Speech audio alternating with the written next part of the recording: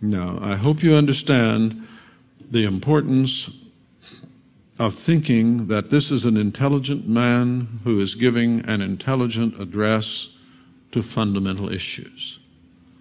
So on the assumption that Jesus was smart and knew what he was talking about, can we all agree on that assumption? Everyone okay with that? He knew what he was talking about, so now he's giving a talk and he's dealing with the issues, so there's going to be an order in there. So why does he start with anger? Answer, because anger is the most fundamental problem in human life. Now, systematically it's not, but it is the most fundamental problem if you are aiming to transform people. You have to start there. And Jesus is not writing a theory.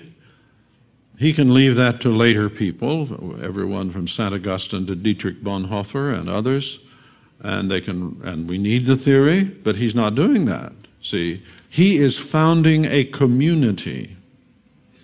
He's founding a community of redemption. His project is to change people. And the theory's all there. It's in the background. Love of God, love of neighbor, that's been developing. Laws that are expressions of that, that's been developing for centuries.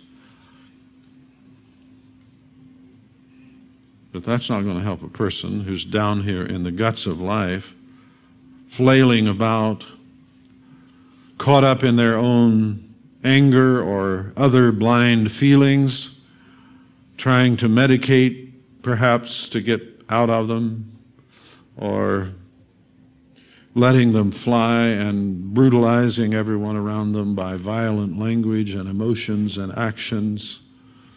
That's not going to do it. So that's why he starts here.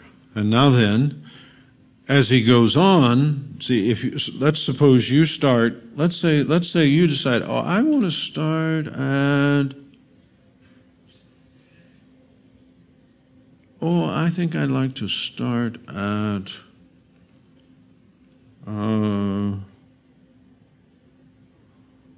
maybe verse 41. Whoever will force you to go a mile, go with him too. You won't do well with that unless you've dealt with anger and contempt first. Right? Now that's actually probably talking about a Jewish person who is being forced by a Roman soldier to carry a load for 1 mile, because that was what you could be required to do according to the Roman government.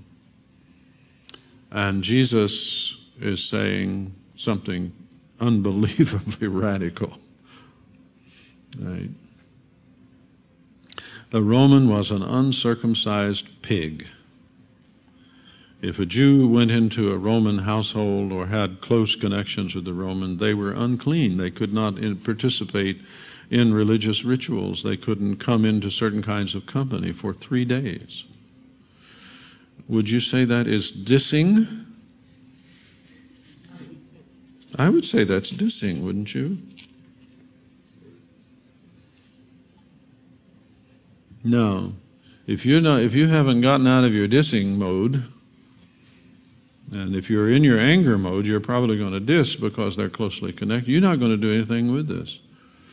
You're not going to do anything with the person who slapped you on one cheek and Jesus is saying, now turn the other one. Because you're full of anger. You're full of contempt. Probably because you're full of lusting. So you can't do it. These statements of Jesus are ordered in a progressive way. And so you have to understand the fundamental character of what he's saying about these first 2 sets of things that we gave on the list a moment ago, and these are covered in verses 21 through verse 32.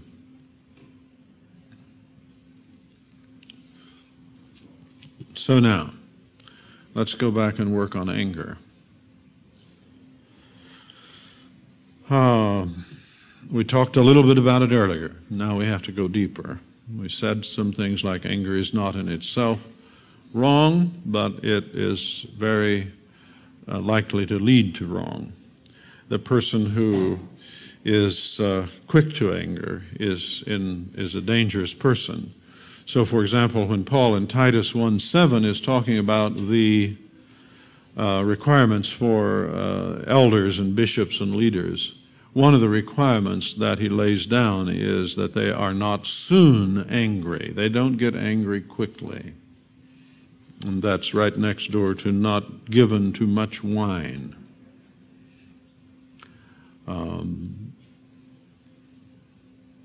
Love, described in 1 Corinthians 13, remember one of the things about it is it is not easily provoked. Not easily. Can it be provoked? Yeah. But it's not easily provoked. And it doesn't stay provoked, if you remember how love is described there. It doesn't keep score. It lays things down, lets grudges go. You see, anger is dangerous because it gets us on a path that leads to things that harm other people. So now let me go a little deeper here into anger, and bear with me, please. Anger is actually will to harm. It is will to harm. That's why when someone is angry at you, you already feel hurt. Isn't that true? I've yet to find someone who even likes to be honked at. You like to be honked at? What does a honk mean? Did you ever think you'd be caught in a situation discussing what a honk means? Well, I mean, they would be words like, "You idiot, get out of my way," right? I mean, that's a mild version. Maybe that's a Christian version. Someone driving to church.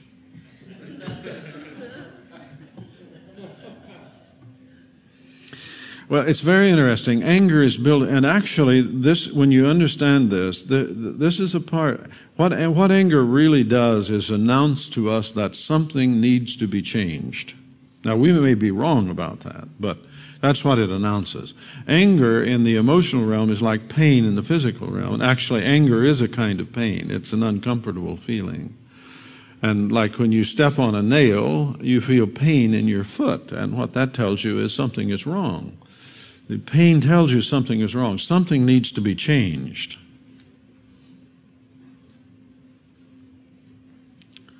And so the essence of anger is the will to push, to, if necessary, move you, harm you even. So people, then when people get caught up in anger, they set themselves on a course of harm. And that's where murder comes from. I don't know if you remember Jacob, when he came to die, said to his two sons, Levi and Simon, he said, "I don't want my soul to have anything to do with you. I don't want my blessing to get messed up with you, because you are angry people and you kill others and you slay animals." These were people who are possessed by anger. Ecclesiastes 7:9 says, "Anger reposes in the bosom of fools." Now, that doesn't mean everyone who's angry is a fool. It means if you find a fool, you'll find some anger. A fool is a heavy word in the Scripture. So we need to think deeply about the nature of anger, and we need to understand, for example, that anger is caused by our will being crossed. Doesn't matter how trivial it is. You know, out here in Los Angeles, we shoot people over parking in the wrong place. Right? It doesn't matter how trivial it is. If it crosses my will and I am a person who is given to unrestrained anger, I will do anything to carry out that anger. Basically, it is an insult to your kingdom that causes it. Your will is being crossed, and really, no matter how trivial the issue, haven't you been around people who, for no reason at all, will just fly into a rage? It doesn't have to be something big. It just has to be experienced in a certain way. Now, some people come to the point where they're just angry people. They don't necessarily have to have anything to be angry at. But when they get into that position, then the smallest thing, don't we talk that way? We say the smallest thing will set them off, right? And that's always because you have a will in a certain condition. And that is what causes anger. And we want to say that anger is not a sin. It is something that is natural, like pain, but only if you have rock-solid Christian character can keep you safe with anger. And often people will say, well, God gets angry. Well, that's all right. God can handle it. You can bet on his character. Say, didn't Jesus get angry when he made the whip and went into the temple? And yeah, Jesus got, again, I can trust Jesus with stuff I wouldn't trust myself with. Right. Now, we do have situations where people do not have any other way of handling things, and they become angry, and sometimes it leads to change. And so I think that in some circumstances we should say, while anger might not be the best thing, it is better than some other things. And so we often have people who feel that, for example, if you're not angry about certain kinds of injustices, that you couldn't possibly be right, that either you're brain dead or your heart's not in the right place. And there's something to be said for that. And perhaps things do become so bad that in some situations the only way is to let anger explode. But that, I really want to say, is not the best way of handling things. And if you come to that, what will invariably happen is that the anger will evoke anger on the other side. Unless you've got someone over there that is rock-solid Christian character, which is unlikely, though they may think they have it, right? So we're not talking about repressing anger. We're not talking about denying anger. Those are bad things. We're talking about not being angry. And still being able to stand for what is right, be solid, stand to the death if necessary. That may sometimes verge over even into things like warfare. But if war is inevitable or necessary, in some circumstances it is still true that anger and contempt are not. And you will certainly recognize that anger and contempt, that warfare conducted in anger and contempt, is many times worse because of that. Many times worse. So those are things that we need to have in mind. And we can say, I believe that everything you can do with anger, you can do better without it. You may have to learn how to do that. And if you act without anger, you're going to have to educate others that you really do mean what you say, though you're not angry. Right? And in many respects, human beings just live at a level where if you don't act angry, they'll think you don't mean what you say. Just like a dog, you can say the most awful things to a dog in a kind tone, and it'll just wag its tail and lick your hand. Right? Or you can say the best things to the dog in a tone of reproach and anger, and it'll just slink off with its tail between its legs. And there's so much that CEOs that rule their operation by the threat of being angry. And people would sort of drag along until that came over the horizon, and then when they got angry, they'd start to move. You see, this living without anger is a matter of re-educating everyone around you, especially if you're in a position of responsibility. So I say here, everything you can do with anger, you can do better without it. Understanding you have to go through that process both with yourself and with others.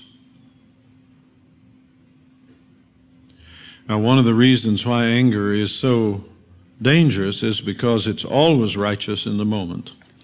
I've already talked about that a little bit, so I don't want to spend time on it, but just call your attention to it again. Anger, you check this out, and check out everything I say, of course, but I mean, you do want to test this all against your own experience. And it's very rare that you ever meet someone who is angry who doesn't feel like their anger is completely justified. And moreover, they will feel that their anger justifies what they do in anger. And so that keeps us from being critical. And anger is a feeling, and all feelings, when they come up, they don't raise the question of, am I right? Thoughts and beliefs tend to do that, but feelings simply tend to stand there in your face and yammer at you and say, I want this, I want this, I want this, I want this. And this is true, for example, you get a person who is caught up in a love affair. They will normally feel completely justified in all the feelings that they, now once they subside and so on, then they can criticize them, but in the moment of feeling, there is not the appropriate kind of reflection and criticism about what it all means. And that's one reason why we have to be extremely careful with feelings, and anger is one of the most important ones for us to deal with. Anger is in our body. We've talked earlier about how we farm character out to our bodies. And that's why it so easily bypasses our mind and our spirit if we are not well formed to recognize what's happening. We will act in anger before we think. That's where our mean Christians come from, you see. You have people who are professing Christians and they have not come to terms with their anger, and then when things go contrary to their will, they're unhappy, they attack others, they withdraw from others, and normally they're not really on top of what their feelings and thinkings are. After 9/11, as we endearingly call it, every church I went into was just a buzz like a hive of bees that had been hit with a stick.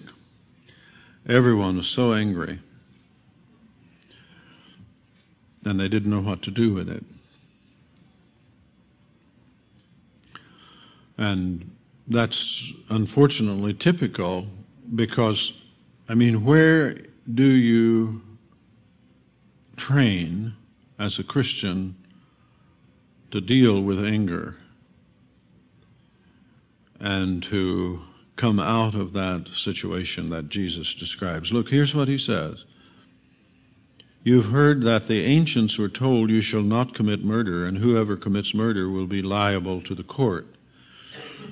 But I say to you that everyone who is angry with his brother, and there are two versions here if you like the easier version, without a cause. Actually, it doesn't make any difference for the point at hand. Shall be guilty before the court, that is to say, have the same kind of guilt as one who murders. And whoever shall say to his brother, Raka, now Raka is an Aramaic term that's uncertain in its origins, but the way it's pronounced, it sounds like the noise you make when you're clearing your throat to spit. I won't demonstrate, but you can practice in the solitude of your room. Raka. Everyone who says that shall be guilty before the Supreme Court. That's even worse than being angry. And he goes on to say, everyone who says, you fool. See, these are all expressions of an attitude of harm towards other people. Shall be guilty enough to go into the fires of Gehenna. This isn't Hades, this is Gehenna that is being referred to. So you can see now, Jesus is actually putting a pretty heavy weight on stepping out of anger. And the reason that we have so many angry Christians is because they're not trained out of that. They're not taught out of it. No one lays the foundation for getting out of it. And so now we want to move on here to the next screen and talk a little bit about that, stepping out of anger.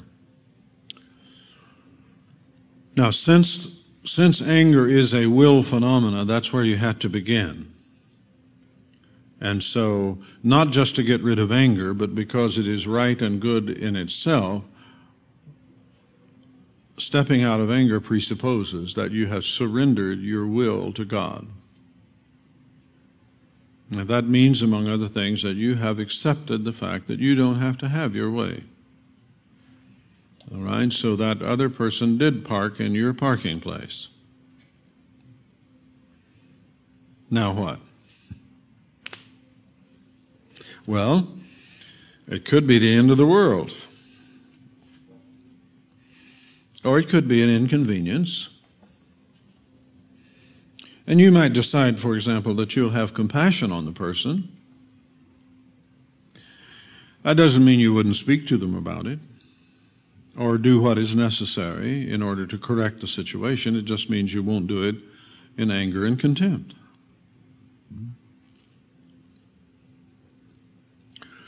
So surrender to the will of God affects a pervasive change in all of our life. And now this is the meaning of the cross in spiritual growth and in redemption. This is the meaning of the cross. See, Jesus did not die on the cross so that we wouldn't have to die on the cross. He died on the cross so that we could join him in his death on the cross. So what does Paul say in Galatians? I am crucified with Christ. What does that mean?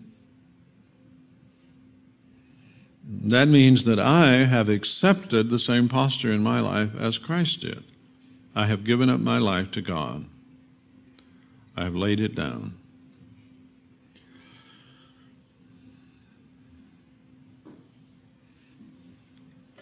Here's, I mentioned William Law yesterday, I think it was. There's a wonderful passage here from that book, A Serious Call to a Devout and Holy Life. And I just read a few words from it. If therefore you live in murmurings and complaints, accusing all the accidents of life, it is not because you are a weak, infirm creature, but it is because you want the first principle of religion. You lack the first principle of religion, right belief in God. Wow. Maybe I should read that again. Might help me. He's talking about always being thankful to God in life. And he says, if therefore you live in murmurings and complaints, accusing all the accidents of life, it is not because you are a weak, infirm creature, but it is because you lack the first principle of religion, a right belief in God. For as thankfulness is an express acknowledgement of the goodness of God toward you, so repinings and complaints are as plain accusations of God's want of goodness toward you.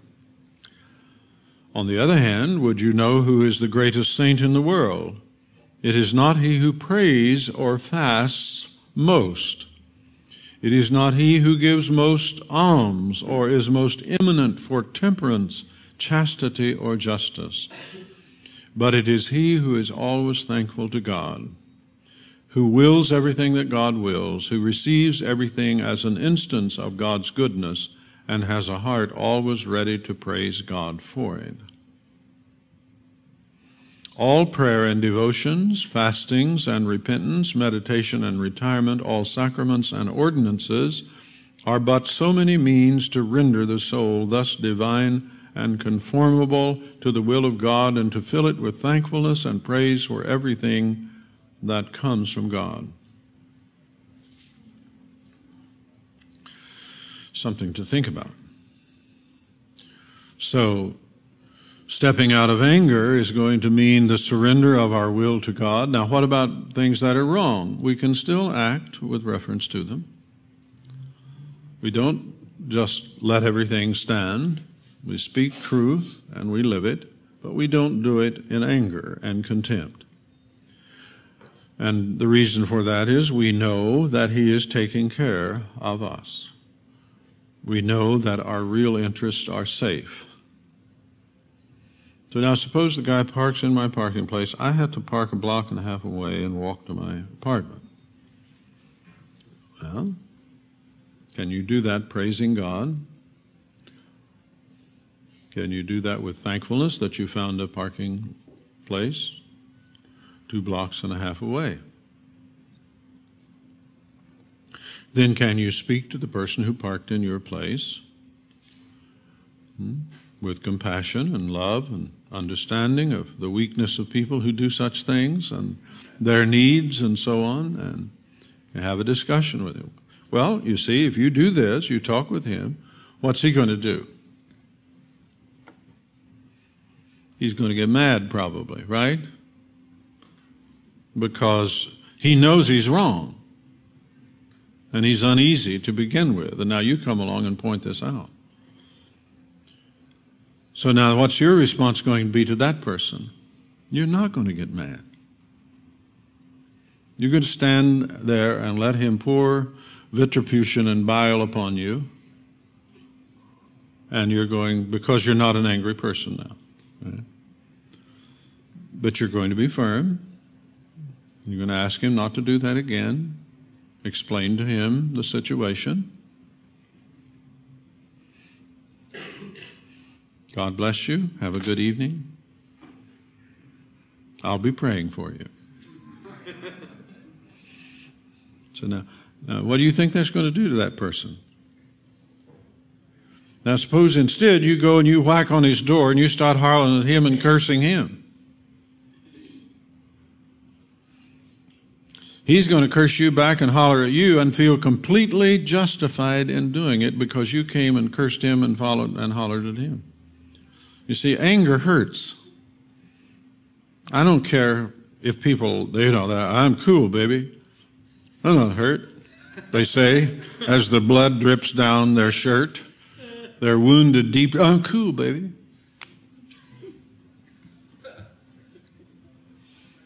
But they don't want you to know they're hurt. Right?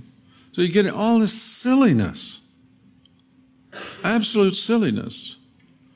And the way you short-circuit that and dump it somewhere, and it takes a while, because you see, that person now that you're talking to, this isn't a dive bombing situation. You're entering a relationship with that person when you do that. They entered a relationship with you when they parked in your place. And now, this is the kind of work you have to do if you're going to understand anger and how to get out of it. So you have to you can't just live in it. You have to understand that other people have to be drawn. They're used to living in this little shell. You know, those little crabs that come out of their shell and you move towards them and they back into their shell. That's very like human beings.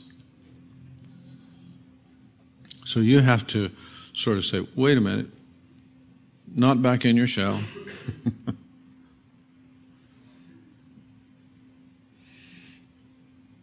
So you stay with them.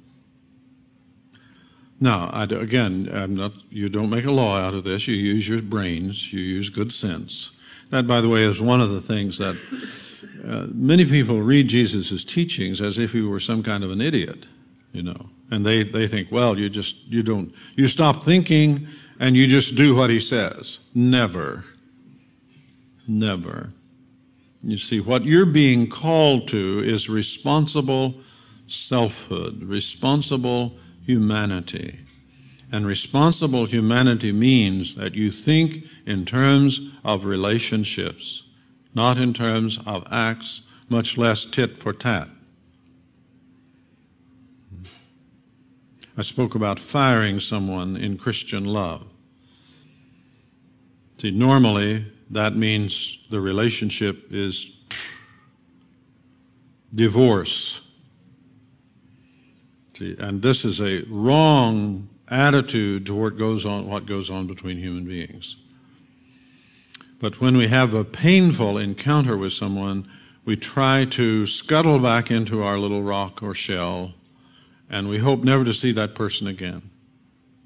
But now, as a Christian, you're living in the neighborhood, you're going to see that person again. Might even send them a Valentine. So you maintain the relationship, and that's a part of recognizing the care of God and the supervision. As angry as I might be at this person, in a sober moment I realize God loves that person. God loves that person. So now, they may not even be right with God, but God cares about them. And if I'm going to relate to them, then I have to be in a position to recognize that. And God cares for me also. He cares for me. So now, with this in place, this point, not getting what you want is not a big deal. See, that's you begin to step out of anger, because anger always comes when you make things a big deal. Not a big deal. Now, sometimes it is a big deal in other respects. So if it has meaning other than just I want my way, then you stay with that, and you don't change what you're saying and what you're doing. You're just not angry about it.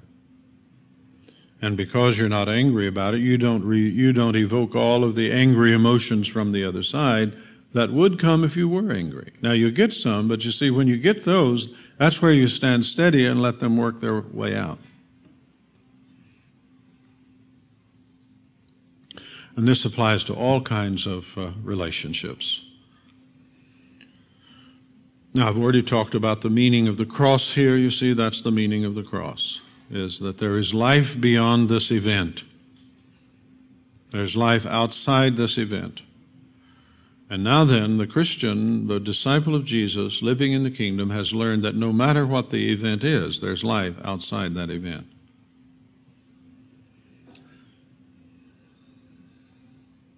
Well, we need to talk a little bit about contempt,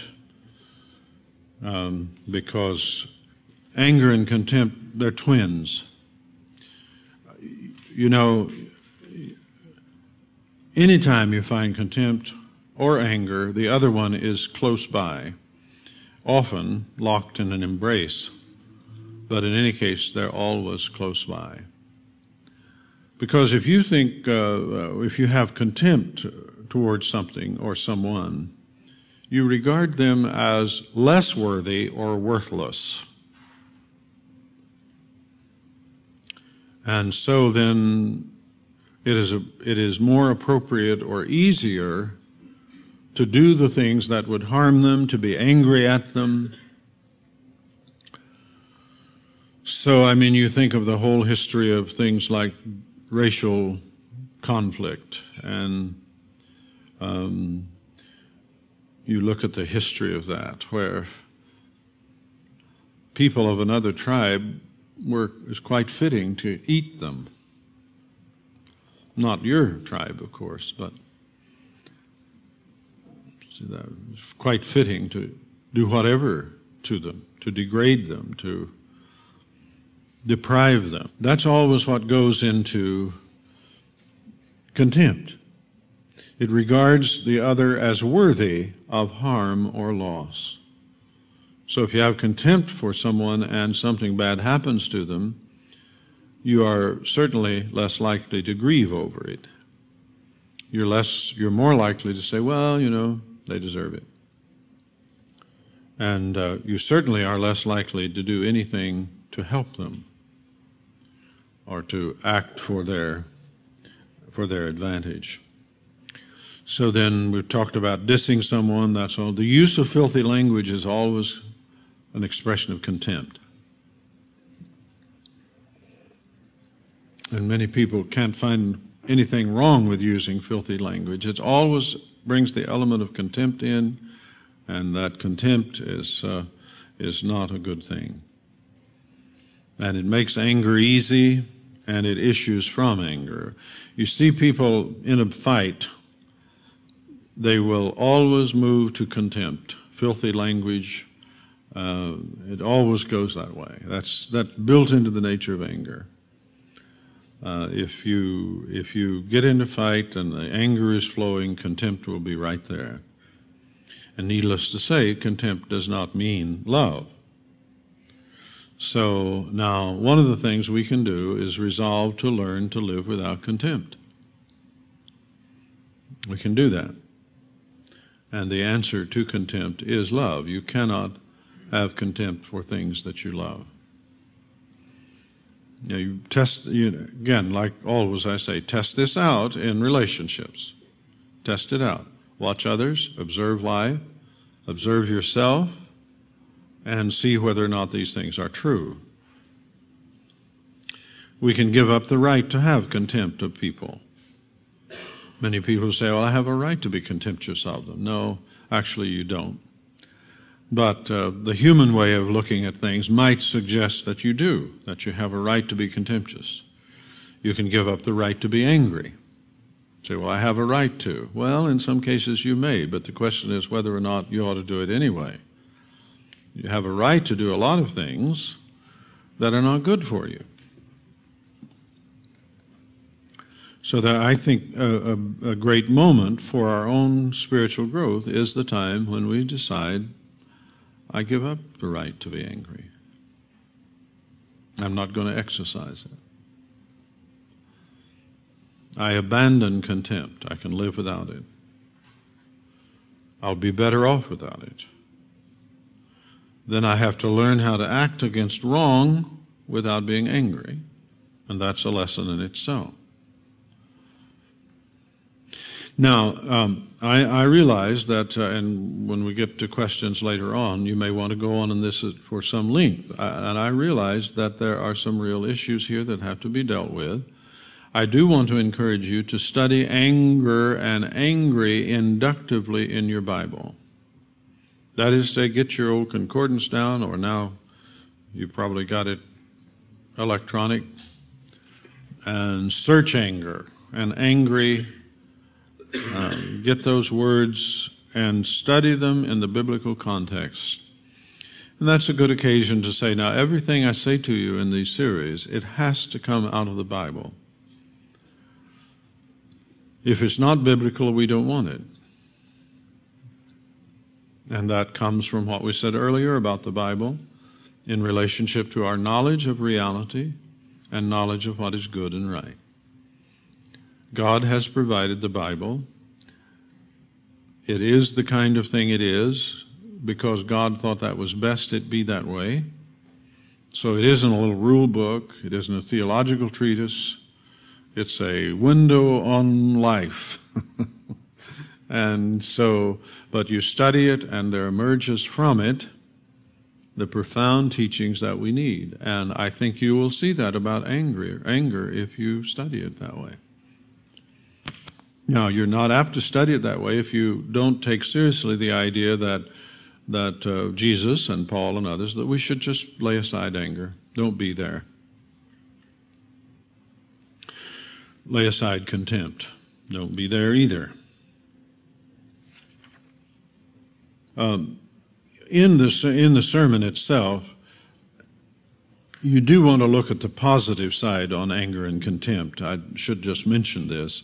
See, when he goes, do not commit adultery, then he says, I say to you, don't be angry without a cause or whatever, don't express contempt, don't call people fools.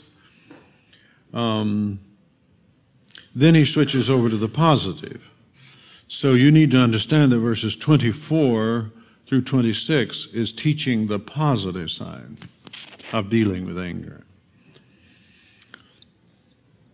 So he says, therefore, in verse 23, if you are presenting an offering at the altar, and there remember your brother has something against you, leave your offering there before the altar and go your way, be reconciled to your brother, and then come and present your offering. Now understand what that's doing. See, follow the texture of the sermon. What is that doing? That's still talking about anger. And what it's doing now is it's contrasting the right attitude to the wrong attitude. And now he gives you teaching about the kind of thing that the person who has the right attitude will do. It isn't just they won't call them fools.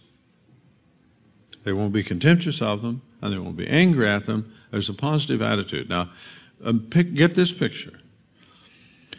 Jesus takes a situation where there's a great temptation to overlook the moral dimension of life in favor of the ritual dimension. Why does he pick that? If you are presenting your offering at the altar. Well, one reason is because that is precisely a situation you do not interrupt for any reason other than some other ritual consideration. You can interrupt the process that he's talking about here if it were to turn out, for example, that the offering had something wrong with it, or that the priest had not set things up in the right order so that the instruments that were used and all of that were proper. Then you could interrupt it. See, there's always a tendency in religious institutions to glorify those processes to such an extent that people wind up substituting ritual behavior for moral rightness. And Jesus is going counter to that, see. He's suggesting an outrageous thing, in short, that you would interrupt the process of your offering in the temple to do some trivial thing like go make things right with your brother. Now, of course, I don't mean it's trivial. What he's saying is that's the really important thing, and that it's so important that you would be prepared to interrupt the ritual in order to go take care of it. Now, why is he saying that? To show what it's really like to not just not kill your brother, but to really love. Do you understand what I'm saying there? See, the prophets had always had this problem with people substituting sacrifices and keeping days and all of that and saying, oh, we're just wonderful because we do that, when they were morally debauched. You know your Old Testament well enough to know that, I think. Right? They're always dealing with that issue. The tendency to substitute ritual behavior for genuine goodness and rightness. And that is what Jesus is talking about. He goes on. He takes another case here, which is very touchy. He says, makes friends quickly with your opponent at law. Now, these are people who are engaged in a lawsuit, as we might say, today. So make friends with the person you're having a contest with. What is that about? That is a further illustration of the genuine heart of the kingdom person that is so far from killing them. See, that's the background that he's talking in. So far from killing them that if they go to law, they're friendly. You ever seen people going to law? Ever done jury service and watch the people engaged in lawsuits? Would you be inclined to describe them as friendly? Well, that's not the way. Now, you see people who will say you're never to go to law, and maybe they qualify it and say, with a Christian. I know a man once who would not do business with Christians. He was a businessman because he said, if things go wrong in our dealings, I can't sue them. Now, that's profound, isn't it? He had read this passage and thought that it said you shouldn't. It doesn't say you shouldn't go to law. It tells you how to go to law. Go to law in love. Be friendly. So the person wins the case. Well, Jesus says, if someone sues you and takes away your overcoat, and you later see that they need your jacket and you have an extra jacket, what do? You say, you SOB, you took away my overcoat, I wouldn't give you anything. Right? No, Jesus says, give them your jacket. Now, folks, look here. Suppose we just got that far. Do you see what it's going to do to everything else?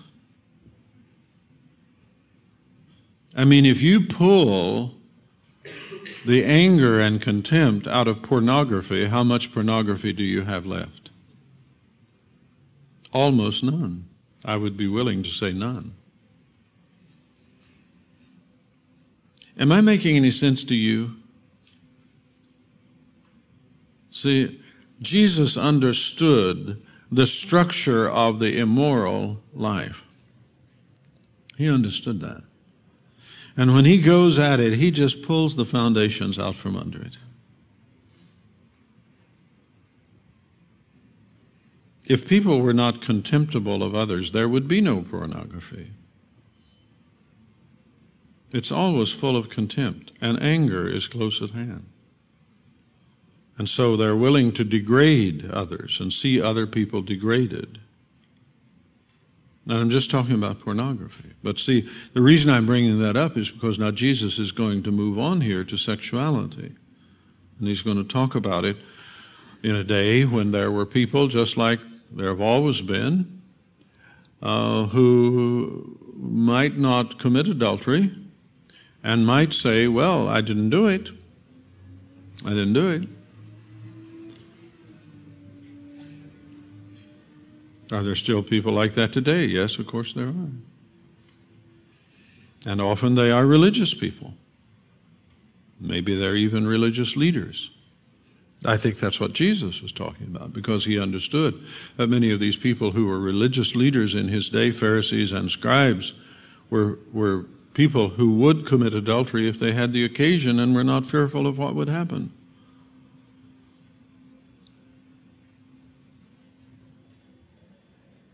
But if they were not contemptuous already, they wouldn't be bothered with that. If they were not angry with their wife, or wives in this case often, unsatisfied with them, they wouldn't be looking elsewhere. And so he takes up this topic now in terms of the act of adultery and goes to the heart. He says, I say to you that everyone who looks on a woman to lust, and if your version reads and lust, would you please mark it? Mark the and out. Give you time to look, because this is such an important matter. The language here is very clear. It does not say looks and lust, but looks to lust. You have an NIV? What does it say? Lustfully. Looks lustfully. Yeah. So that's and.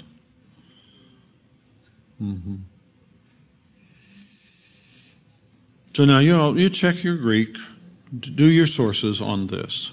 This is a particular kind of thing that is often done. For example, apparently there were construction workers in Jesus' day. Now then, this has spread to television commercials. You know, the Pepsi commercial that has the young women standing in the window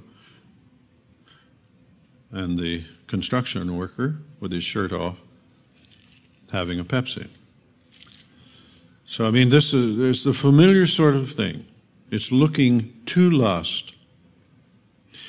And you need to understand in this matter, because you can easily enslave yourself to things that are you think are wrong that aren't. You need to distinguish thought of sin from inclination to sin, and that's temptation, and readiness to sin.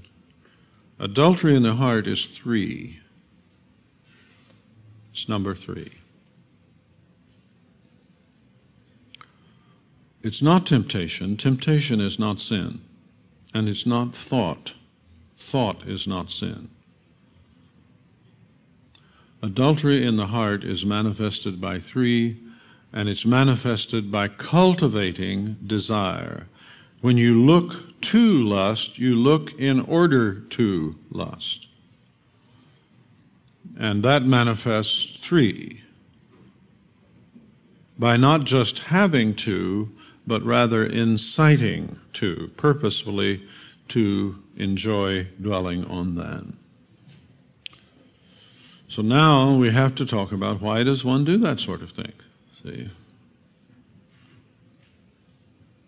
For the most part, it's just a habit. It feels good. We enjoy titillation. We enjoy imagining things we might like to do, even if we wouldn't do them. And so this habit of indulging feeling becomes a major part of how we get through life. It's a part of that turn to the body that we discussed earlier, especially in relationship to Romans 1, because it's a source of gratification and good feeling. Actually, I think anger and contempt become that for a lot of people. They actually feel better when they're enjoying being contemptible of others, because it gives them a sort of kickback effect. They feel superior, and that's a good feeling. It's all a part of the sensualistic approach to life, where feelings are treasured, and often people live in imagination just because they enjoy that, and perhaps they don't have many sources of satisfaction.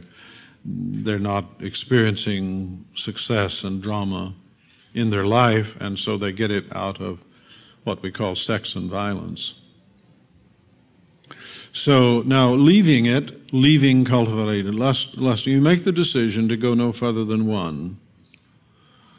And in fact, you decide to train yourself to avoid 1 as much as possible. It's still, if it happens, it's not a sin. It's not something that is wrong. It's just that you need to know that when you move there, you move away from it. You don't go further with it. So now how do you do that? Well, it's very important to decide to do it. We decide to do it. We're not going to do this. Now, it isn't like the law of gravity where you can't escape it. And many people seem to talk that way. But if you will experiment with it, you will find, just like covetousness and other things, you don't have to be drawn into it. And your world, presently, of course, is just soaked with it. So you have to recognize that and say, I'm not going to be a part of that. The discipline that I call chastity, and I discuss it in the spirit of the disciplines, it's not a good name for the discipline, it's more a name for the outcome of the discipline, is something you can learn to do. You can train yourself to live with thoughts successfully by choosing to simply avoid them for periods of time. You don't have to dwell on sexuality in relationships. You can actually train yourself to think about life and relationships in a way that doesn't involve that. But you have to break habits, and most of us have habits that run in the other direction, so that's a project. I will help you in doing that if you indeed decide to view the person you encounter as, and here we go back to language we've already used, an unceasing spiritual being with an eternal destiny in God's great universe. Your view of them will be lifted, and lifted in such a way that you will not have the same inclinations in relationship to them, and whatever thoughts that occur will be dismissed. Now then, this condition is what could be called sexual purity. And I don't know if you have a way of spelling that out, or if in your circles people aren't apt to talk about it very much. But you need a way of thinking about what sexual purity is. And that does not mean that you are asexual or that you don't have thoughts of sex or appropriately engage in it if you're married, or that you are a sexual being. That's right. But sexual purity means that you are not enslaved and accustomed to degrading yourself in that relationship or degrading others, because it always comes in that way. Now, we can also help ourselves here by training ourselves to take the initial signs which we used to use to get ready to cultivate your lust as signs to bless, to help, to pray for. That should be for the person in question. As long as you engage in these activities, you're not going to have trouble with the others. But you have to train yourself to do it. And learning to see people as unceasing spiritual beings with an eternal destiny in God's great universe opens the door then to doing these other things and using the customary signals that one might have used, let's say that the proverbial construction worker would use, to just turn the other way. And we can train ourselves to do that. Okay. Now then, let's go back further. Since we have already surrendered self-will, getting what you want, you will not feel deprived. See, the way the world runs, a person is apt to say, oh, I'm being deprived if I can't do this. I'm missing something important. I'm missing something good. Now you have to get out of that. You're not missing something good. You're missing something that's harmful and can lead to much worse things. So the surrender of self-will has to lay the foundation not only for anger, but ceasing to cultivate lusting, abandoning them. It all hangs together. And I hope that's one of the things that you will see as you go along. Now then, what do we do as Christians? Well, we train ourselves, and then as we're leaders and we're leading a group of disciples who want to be done with anger and with all of this other stuff, then we train them in the things that we're talking about right here today. And we don't treat things like anger and contempt and sexuality as if they were sort of peeled grapes that it's impossible to pick up, and as slippery and as incapable of getting hold of, because now we've thought about it and we have teaching about it. It may have struck us that actually Jesus knows something about it and has something to teach us about it. And then we're ready to act. And in our groups and in our lives individually, we can begin to take steps to change that inside, the mind, the will, and the feelings in such a way that we are able to do the things that Jesus said. You know, that's crucial, because if what I've said to you is right, we have to grow in grace by our own actions as well as receive that grace from God. So we have to know what to do. So we don't just say, oh, I failed again. I'm going to try harder next time. We don't say that. We say, how did that happen?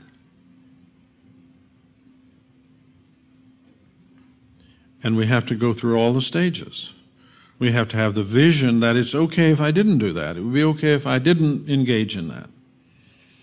My ears wouldn't fall off. I'd still be a human being. It's okay. Then we go to the stage of decision. Say, I'm going to be that way. And then we get into these details and we do whatever is necessary in addition to the sorts of things I've talked about to help us become a different kind of person on the inside. Now, agape love is the sure answer to lust. What you love, you will treat lovingly. But you have to understand the details and see what goes into that.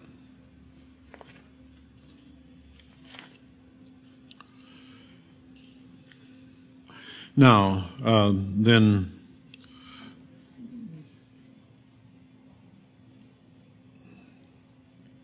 just finally here, let's go back to disciplines, because we've talked about the vision, the intention, and the means, and we have to say that when you come to implement this, for example, dealing with anger, you're going to have to think in terms of disciplines that will help you change.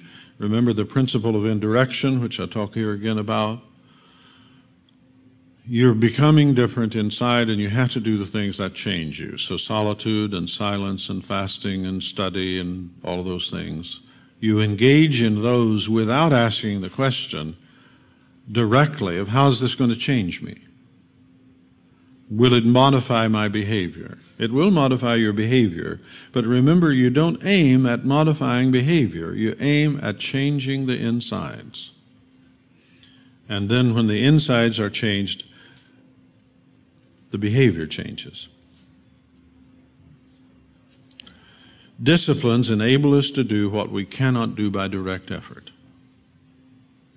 So you can't stop cultivating lusting by trying to stop cultivating lusting. You cannot do it.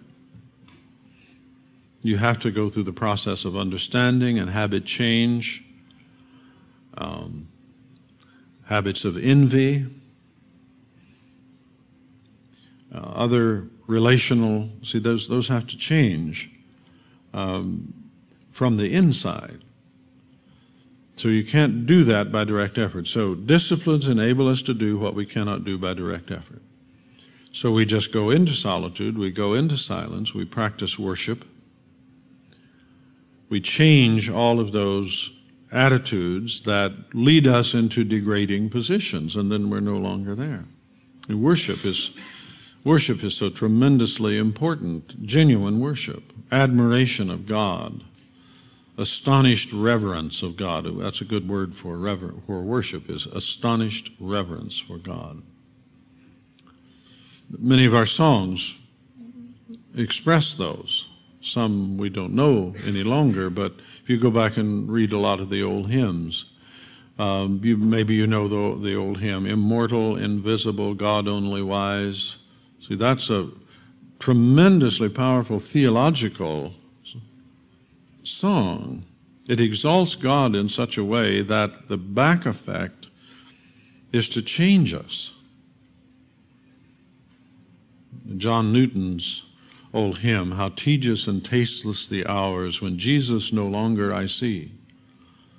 Sweet prospects, sweet birds, and sweet flowers have all lost their sweetness to me. The midsummer sun shines but dim, the fields try in vain to look gay, but when I am happy in him, December's as pleasant as May. His name yields the richest perfume, and sweeter than music his voice. His presence disperses my gloom and causes all within me to rejoice, and makes all within me rejoice. I would, were he always thus nigh, have nothing to doubt or to fear. No mortal so happy as I, my summer would last all the year. You see, that's worship. Now, when you're living there, that changes you. Of course, study has to go with worship to inform the mind. The emotions and the mind come together.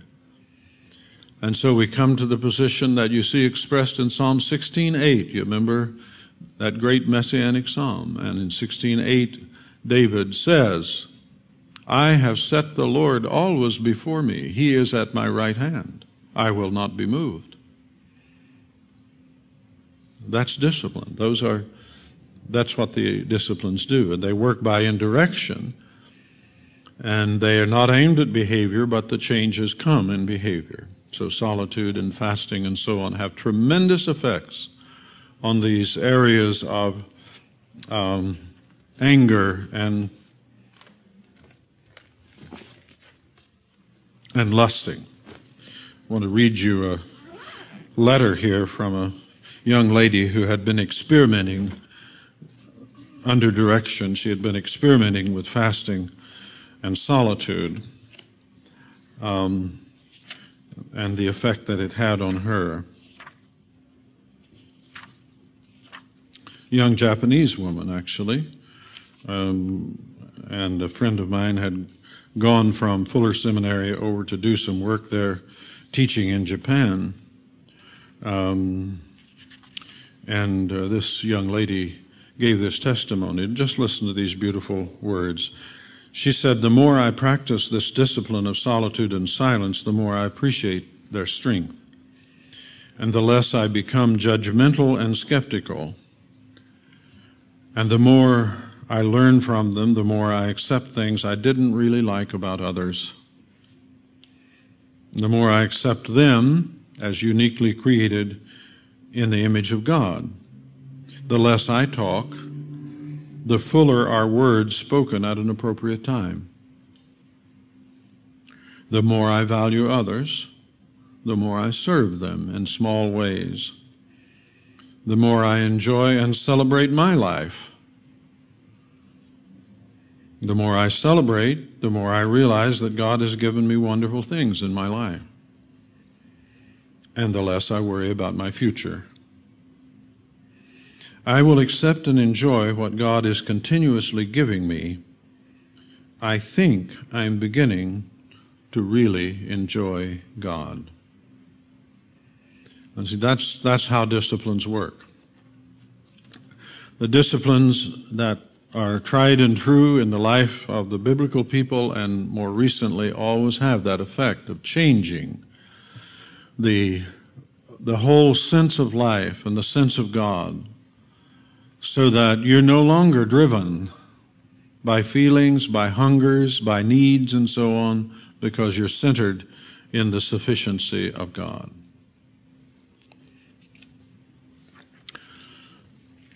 Now, we need to say a little more about chapter 6 of the sermon.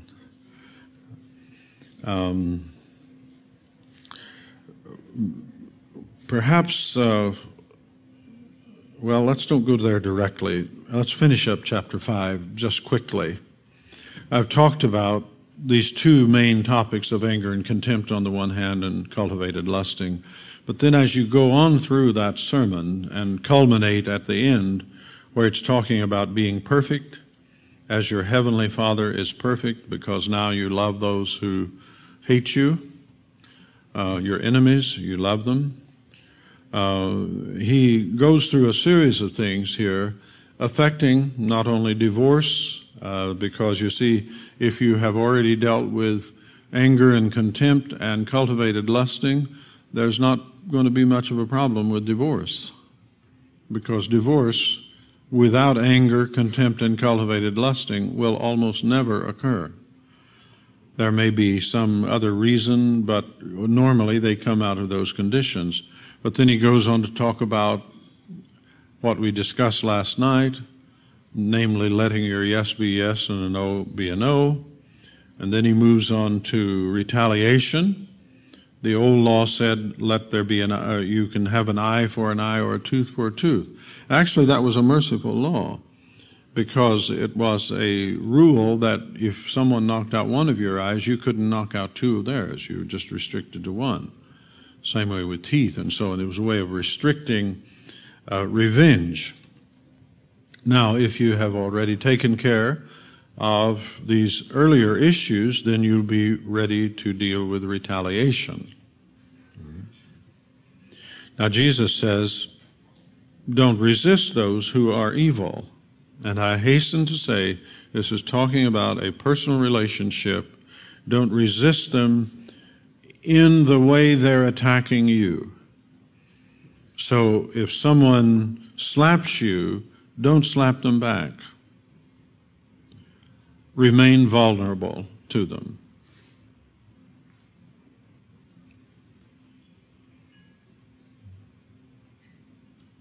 Now, if you are a person who's operating out of your own desires and your anger, you won't be able to do that.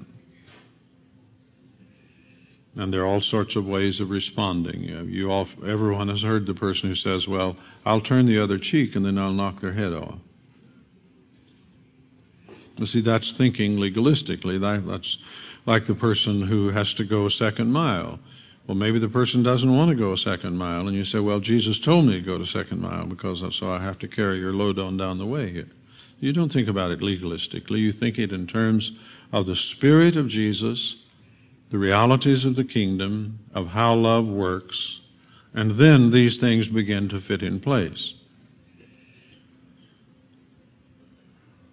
You shall love your neighbor and hate your enemy.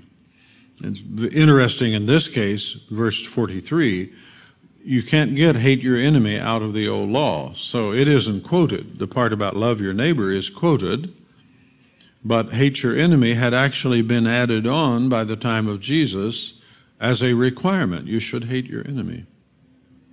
And that's something that still is in the world today. But Jesus says, love your enemies, pray for those who persecute you, in order that you may be the sons of your Father in heaven. That means in order that you can have the nature of your Father in heaven. So you be children. Children inherit the nature of their Father. Here's what he does.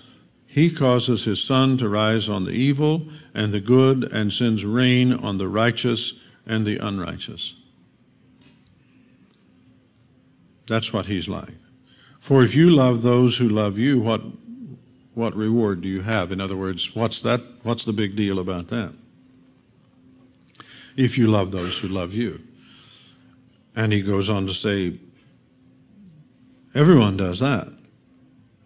If you greet your brothers only, what do you more than others? Even the Gentiles do the same thing. That is, Gentiles, remember, these are people who do not know God.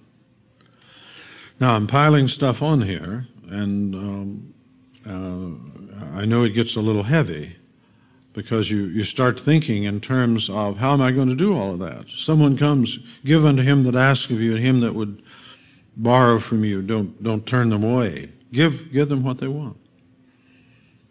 Can we actually do that?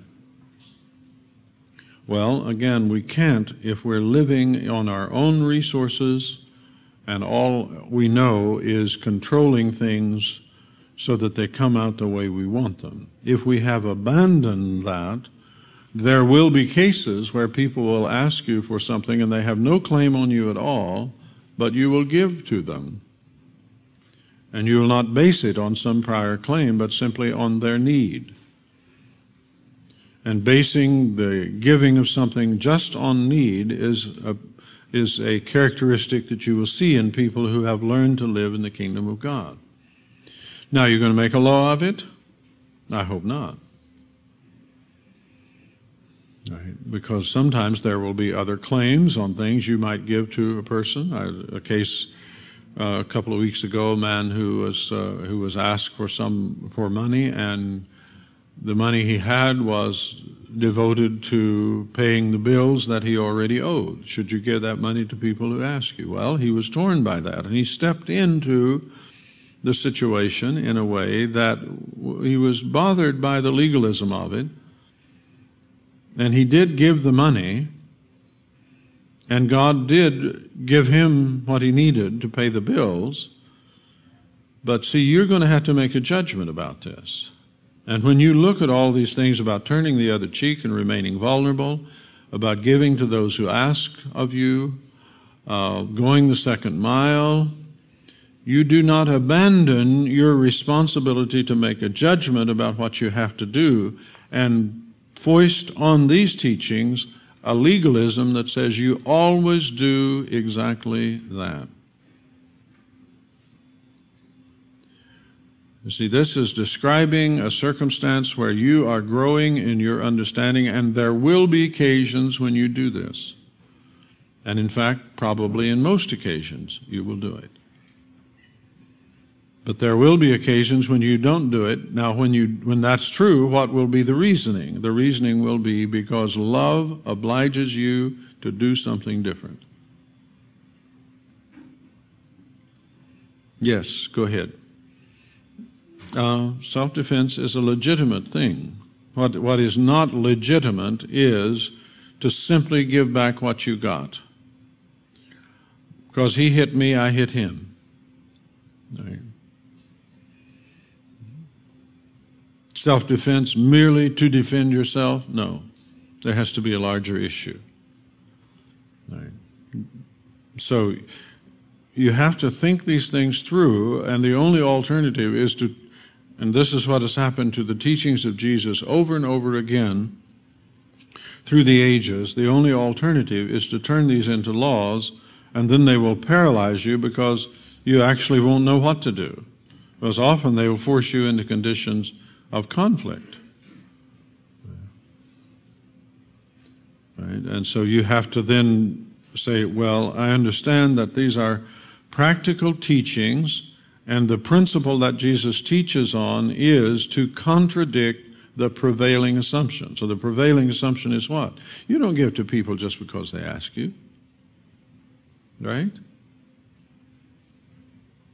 You give to people because they have some prior claim on you.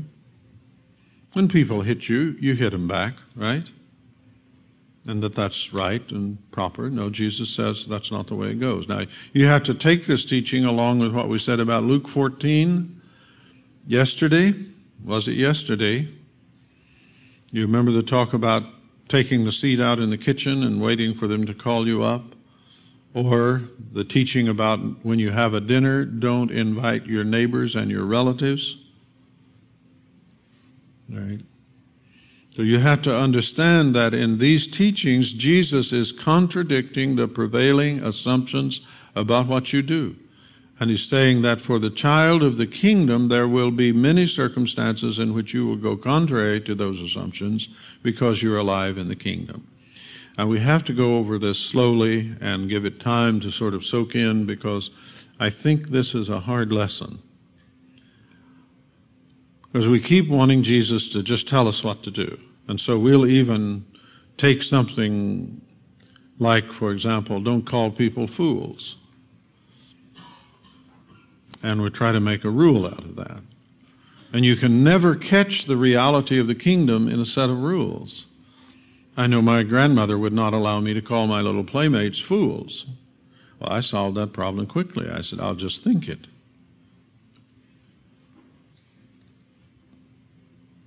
You think I satisfied the rule? Well, if you interpret it legalistically, I did. I didn't call them fools. I just thought it. It didn't say don't think it, does it? Didn't say that, right? I guess I can think it then. Now see, if you take these teachings and try to make them rules of righteousness, you will always fail. They will become impossible to do, and you will make Jesus look like he is an idiot. If, on the other hand, you understand that he's talking about having a certain kind of heart which may well, out of love, go exactly contrary to what is treated as righteousness. Go the mile you have to. Don't hit someone unless they've hit you, and then you can hit them back. Don't give to people who have no claim on you. If you have an enemy, hate him real good. Well, that's not where you live when you live in the kingdom of God. So that's what he's really coming to. When he comes down to the end here, he says, be ye perfect as your Father in heaven is perfect. That has caused many people a lot of trouble. And I think you need to understand that the word teleoi there does not mean legal perfection. It means functional completeness. It means function in love and in kingdom reality as your Father in heaven does. It does not refer to legal righteousness, perfect adherence to the law. Give up on that one. You'll never do that, and it's a good thing you didn't, because if you did it, you'd be overwhelmed with pride.